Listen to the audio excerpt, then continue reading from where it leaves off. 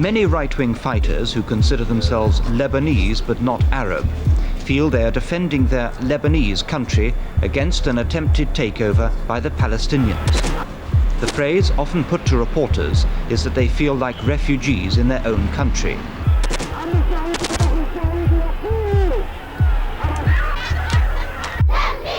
If the ceasefire turns into a peace, will the Syrians then go back across their border, or do they have the ambition to hold some degree of permanent control over a reconstructed Lebanon?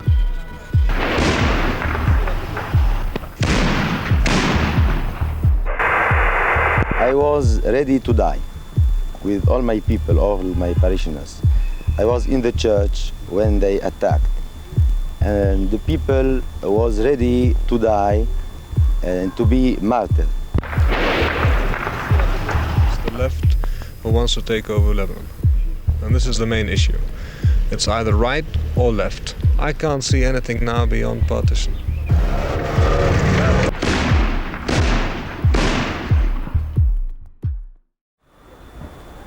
In the direct line of the sniper's fire, the street is deserted, and the blocks of homes have been nibbled away by bullets. It must be stressed that this area where the shooting occurs is very small, and the vast mass of Beirut, both in the Muslim west and the Christian eastern half, is peaceful. Here, the leftist gunmen were at pains to point out that theirs was a mixed area. Some of their own ranks are Christian. The Lebanese are basically tolerant of each other's religion, and what they have in common in this area is their low standard of living. And because of that, they proudly call themselves leftists. I was taken to meet one of the local families, half of whom were Christian and half Muslim. They said they were happy living in a mixed area. This war started because the right-wing phalangist Christians wanted to stop the Palestinians becoming involved in local politics. In other words, to stop them actively taking the Muslim side. But the leftists who fought to support their Palestinian comrades have now got the taste for armed struggle.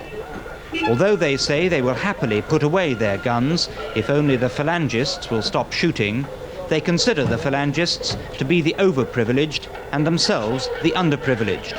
With their gun power, they are demanding political and social change, and so far the phalangists have given no signs that they're willing to yield. Jeffrey Archer, ITN, Beirut. This ruin was one of the country homes of Kamil Shamoud, the wealthy leader of one of the main factions of right-wing Christians. The house and the neighboring Christian town of Damour had been destroyed by Palestinian and leftist forces. About 200 Christians died in the attack, and some 7,000 fled for their lives by boat. Damour was the only significant Christian stronghold left south of Beirut. The leftists justify its destruction as a retaliation for the Christian onslaught last week on the Muslim Karantina district in Beirut, in which several hundred leftists and Muslims were killed. But the right-wing Christians claimed the destruction of Damour was part of a long-term Palestinian plan to form their own state within Lebanon. The 7,000 refugees, many of whom had to swim for their lives, journeyed some 25 miles by sea up the coast to the port of Juni, in the very heart of the Christian area of the Lebanon, north of Beirut. These Maronite Christians are ultra-Catholic. Within hours of the news of the evacuation of Damour, space was found at schools and convents for the refugees. In spite of the horrors of their evacuation, they talk of returning to Damour within a few weeks. Father Mansour Labaki was the last priest to leave Damour. I was ready to die with all my people, all my parishioners. I was in the church when they attacked, and the people was ready to die and to be martyred. And all this time you were under attack? We were about 10,000 on the beach without any cloth. We didn't have anything to eat since 4 days, and nothing to drink. Everybody was sick, but in spite of this, we were happy to pay the tax of our freedom and our faith. The handling center for the refugees is at the Holy Spirit University in Juni. Here, individuals come to trace their families.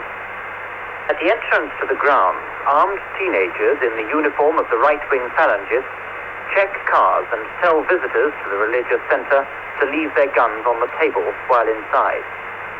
These Christians feel the presence of some 600,000 Palestinians in Lebanon is a threat to their sovereignty, and with the help of their guns, they're determined to hang on to that.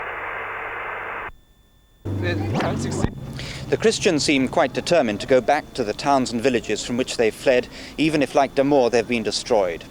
They will rebuild, and they say it's because this is their country and not the Palestinians. Jeffrey Archer, News at 10, Juni in the Lebanon.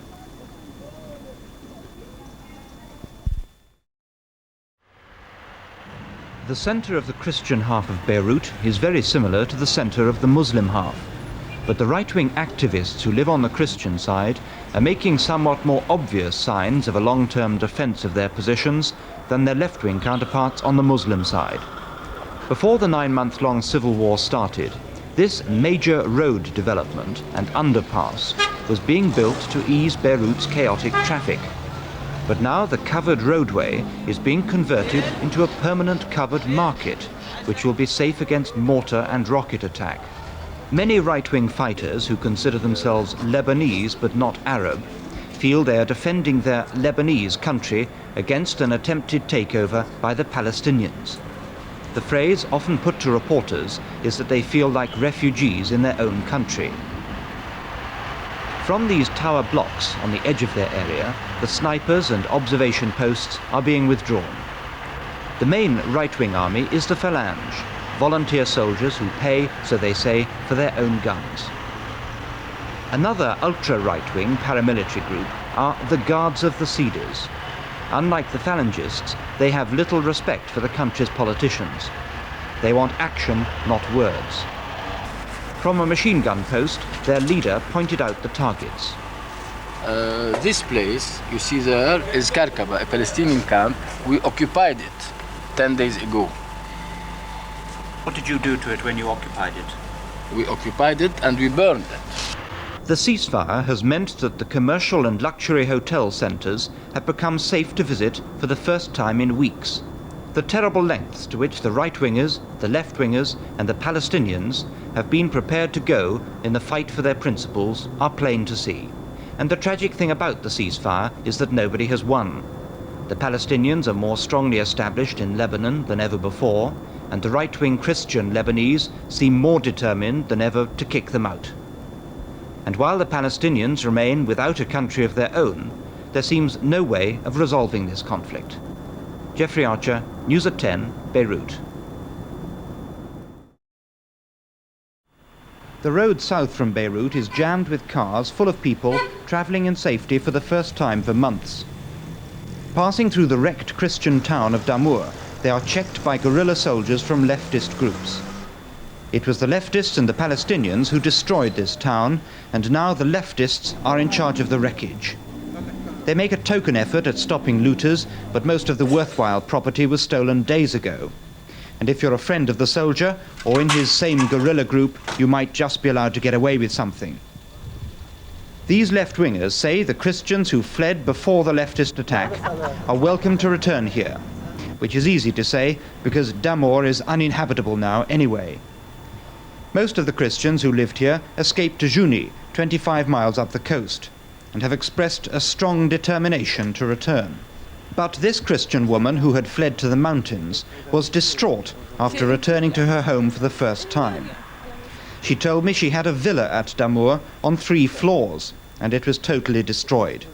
I shall never come back here to live, she said. This Christian town of Damour was destroyed largely as retaliation for the levelling of the Muslim slum quarter of Quarantina in Beirut. This was the only major Christian stronghold south of Beirut, and so it is symbolically important for the Christians to rebuild it. The signs are now that since the leftist destruction of the town was also symbolic, they may well let the Christians return. Jeffrey Archer, News at 10, in the Lebanon. This valley is of the greatest strategic importance in the present battle for the mountains. Down there to the west, the leftists are in strength, and they're trying to push through this valley to get into the Phalangist heartland of Mount Lebanon.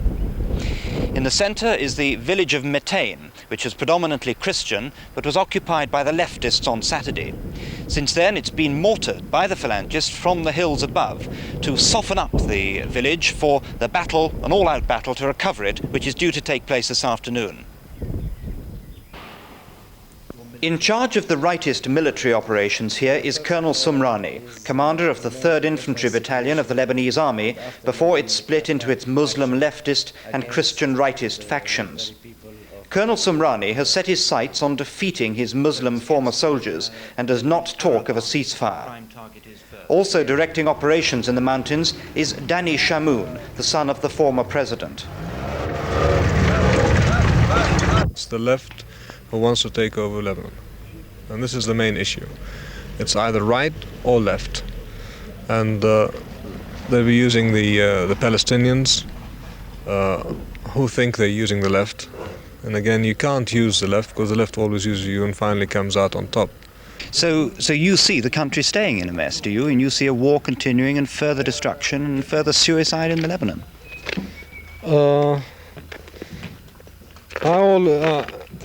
I always say that it's just the Lebanese are being like lemmings, you know, they're committing suicide. Even though I'm one of them, I try and stop the issue as often as I can, but I can't see anything now beyond partition.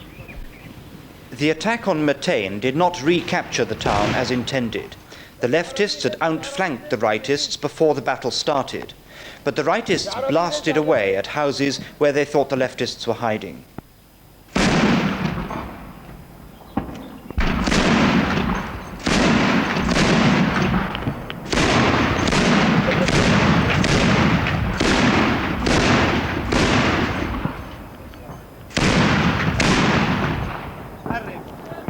The gun they used was built as an anti-aircraft weapon and fired 20mm explosive shells. It has a TV camera for aiming. Both sides in the war are employing more and more sophisticated and horrifying weapons, whose potential they want to develop and explore. None of the military men seem interested in a ceasefire to end the destruction of their country, and the political men have been powerless to produce peace so far. Jeffrey Archer, News at 10 in the Lebanon. The Syrians are now firmly dug in along the main Beirut-Damascus highway. A forward unit, including tanks, have moved west along the Bekaa Valley and are now less than an hour's drive from the capital itself. Until now, the Syrians were perhaps regarded themselves as a strictly policing force, protecting the small outlying Christian towns and villages threatened by left-wing Muslim and Palestinian shells and mortars.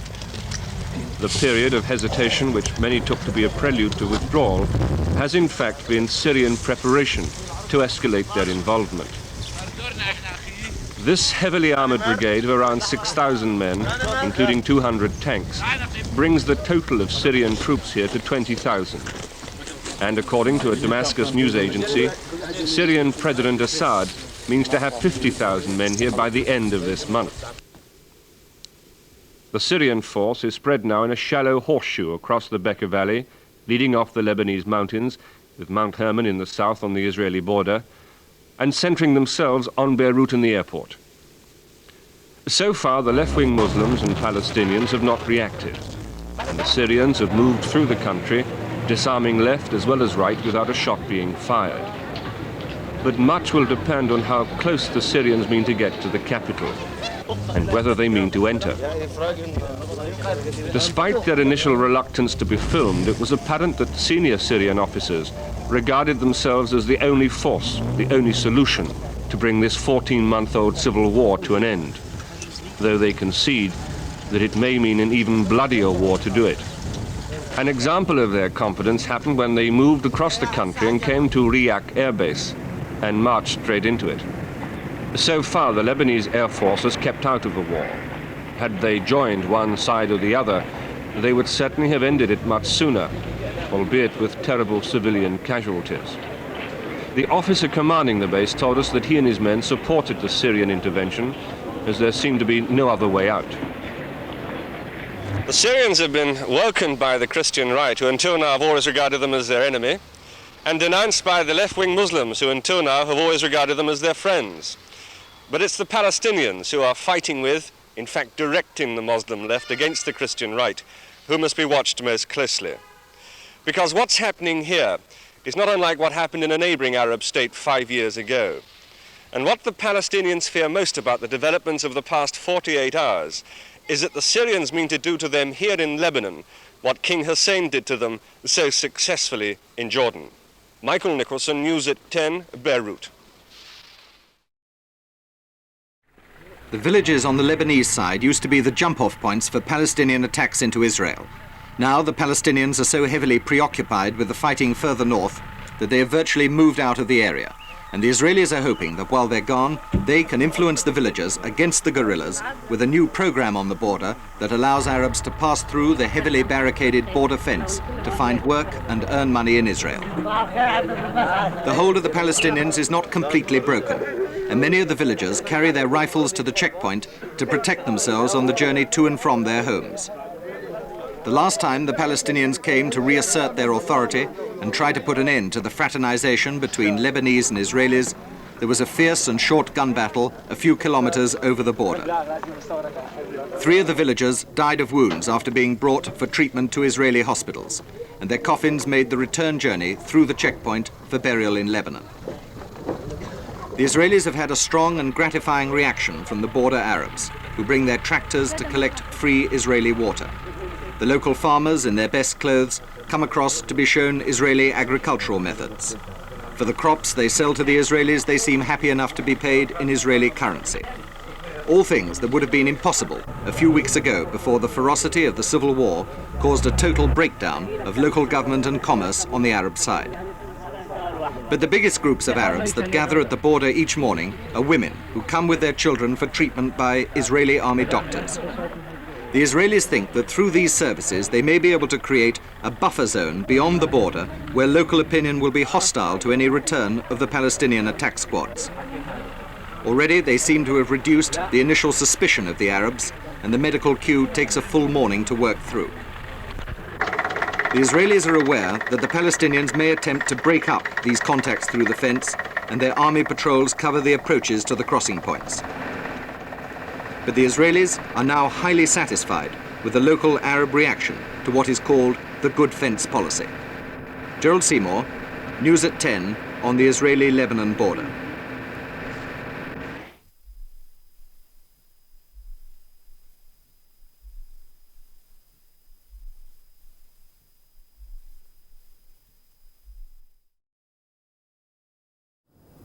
The old commercial centre of the city is wrecked and devastated. The continuous shelling and rocketing and mortaring has destroyed what used to be the financial and business capital for the whole Middle East Arab world. As yet, there can be no estimate of how much money will be needed to rebuild Beirut, but the figures talked about run into billions of dollars. The shopkeepers and bankers and businessmen still seem in a state of shock, as if unwilling to believe that the present calm is anything more than a lull and temporary. Helped by their children, they have come back to the battle zone to see what can be salvaged. In many cases, it will be nothing. At this stage, there is no plan for the demolition of buildings that will have to come before the reconstruction, and people are left with only their hands to work with as they climb over and sift amongst the debris. The damage is on a massive scale, and most of the property that has been burned out or reduced to rubble had no particular strategic value to either side, but was hit by the random shelling of both the Christian and Muslim armies.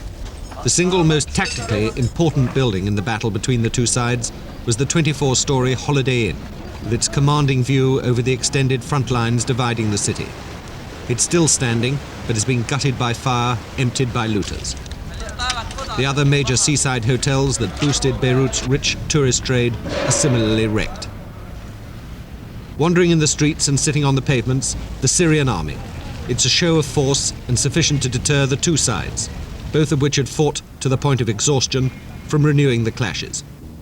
All of the parties in the Lebanese civil war are suspicious of the long-term intentions of the Syrians, who as yet have not attempted to take over the administration of the city. They content themselves with a string of roadblocks to prevent further looting and the transfer of weapons, but have not made any serious attempt to disarm the Lebanese factions. Their appearance is that of an occupying army, but to the majority they're welcome enough, if only because they brought a halt to the killing. Gerald Seymour, ITN, Beirut. The battle for the Palestinian refugee camp of Tal Zata on the hills outside Beirut was the most vicious and sustained of the Lebanese war. By the time that the Christians had overrun the camp, more than 4,000 Palestinians had died in its defense. The fall of Tal Zata marked perhaps the most significant of the defeats suffered by the Palestinians in the war, and they seem to have emerged as the one faction who has lost most from the fighting. So once again, the Palestinians have had to move. Those from Tal Zata are now housed in the coast town of Damour, where once there was a Christian population, also uprooted in the war.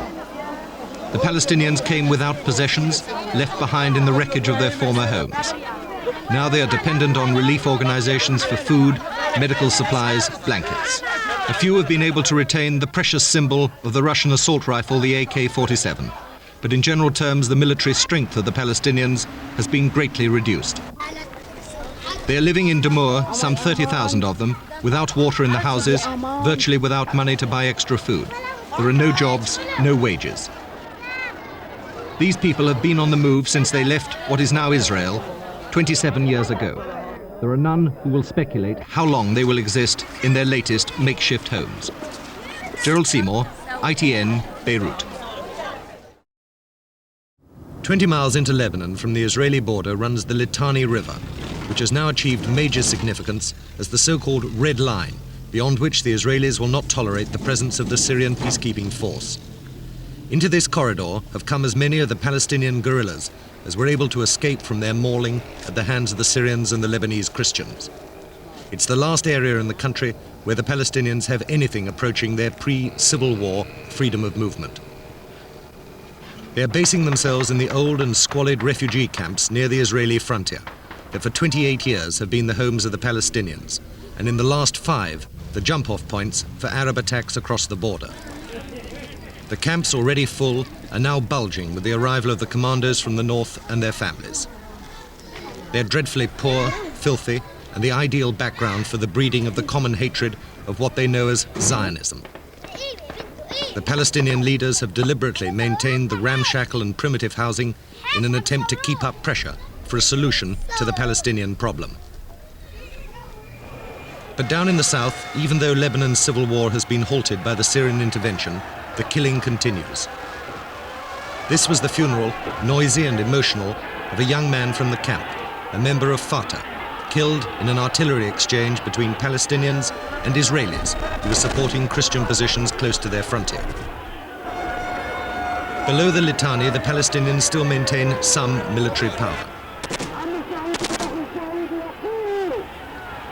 But both the Israelis and the Syrians seem determined that here too it will be broken. The days when this area was a safe haven for cross-border assaults seem over.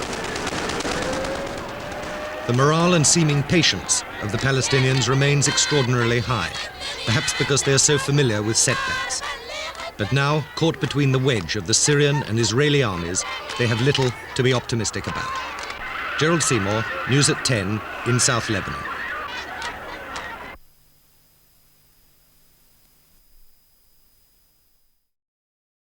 Through their history, the Lebanese have acquired a thorough knowledge of foreign troops on their territory. An occupying army is no stranger to them. But now there's growing confusion and mistrust about the ultimate intentions of the latest force to move in, the Syrians.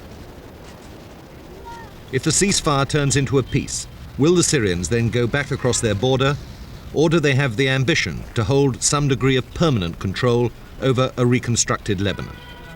That is the question now exercising the politicians and military commanders of the Christians, Muslims, and Palestinians. Without Syrian intervention and help, the Christians would have been defeated in the civil war. They were outnumbered, were unable to match the heavier weapons of the Muslims and their Palestinian allies. But already there are doubts in the Christian community about what the Syrians actually want now. Organized by their commander, the 28-year-old Sheikh Bashir Gemayel, the Christians are busy recruiting and rearming, planning for what they see as the possibility of the next round of fighting, a struggle to get the Syrians out of Lebanon, if they decide to stay after their mandate expires in 4 months' time. The Christians relied on some strange friendships for their survival. Wheeling high over this recruiting parade, the Israeli Air Force.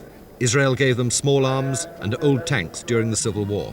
The Christians say they will accept help from anyone, providing their independence is guaranteed, but the way in which they are preparing themselves for further warfare is an indication of their anxiety about the Syrian intentions.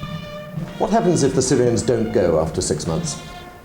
We will start a new phase of our war, since we do not intend to leave any foreigner in our country without our full agreement, and more than that, we are asking him to stay here.